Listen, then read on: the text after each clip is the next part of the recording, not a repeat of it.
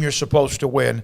Iowa State and Oklahoma State was like two rams on the side of a mountain just beating the hell out of each other, slamming their heads against each other. And Iowa State, here they come. Mm-hmm. This is what they do. They always have a setback or two early, and then here they come.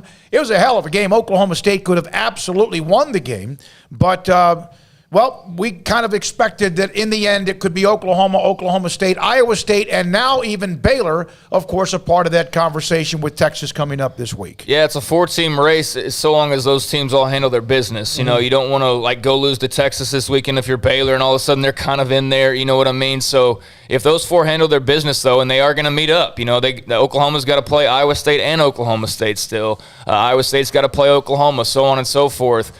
I think it's going to be a fun race, and what a game that was. You know, unfortunately, the officiating kind of smeared parts of that with just some questionable calls, including at the very end with that 4th down and short that they gave to Iowa State. And you could make an argument that Spencer Sanders was on top of his guy and actually got the first down, but you know, taking that out of the equation, because I'll let the fans fight over all that. Yeah. That was one hell of a football game. Like, that was a physical, nasty. Wasn't it kind of what you thought? It was what I wanted. It was what I thought and what I wanted. That's why I was a little disappointed at the end that it came down to measuring and reviewing, because literally you could not complain about calls until that moment. I mean, I know there were probably a couple of things, Hutchinson touchdown. The unsportsmanlike conduct call against the receiver. Hutchinson was just disgusting. Yeah, come on. He stopped his gate for a second. But they scored a few plays later, so that ultimately didn't matter. It was a terrible call, but it didn't matter. But, towards the end. I mean, other than that, I mean, you get that. But, like, it wasn't a normal Big 12 game where you could be like, well, if this hadn't happened in the first quarter, it wasn't one of those games. It was exactly how it was supposed to be. And I think we're headed for about 5 or 6 more of those games in the conference, don't you, before it's all said and done? I agree. Paul, it was a very well-played game. 2 really good teams, and both still have a chance. One thing I don't like about Big 12 officiating, though, is just waiting on that questionable pass interference call that inevitably comes into play. And there were a couple of those, I thought, against Oklahoma State. But hats off to the Cyclones. I mean, they took full advantage of home field, Paul.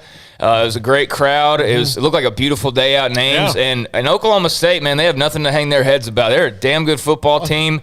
I've said about them all year, it's not always pretty, but, man, is it – tough and nasty, and it can get the job done, and it nearly did, and they're going to remain in the mix.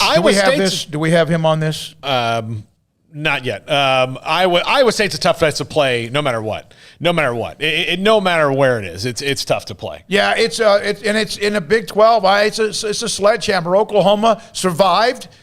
Caleb Williams saved the day with a basically ripping the ball out of his running back's hand, Kennedy Brooks, and getting a first down. Of course, that brought up a lot of chatter as well, but they found a way to win. Now, are they pretty? No, not at all. There ain't no. And so you're right. They still have to play Oklahoma State. They still have to play Iowa State. They still have to play Baylor.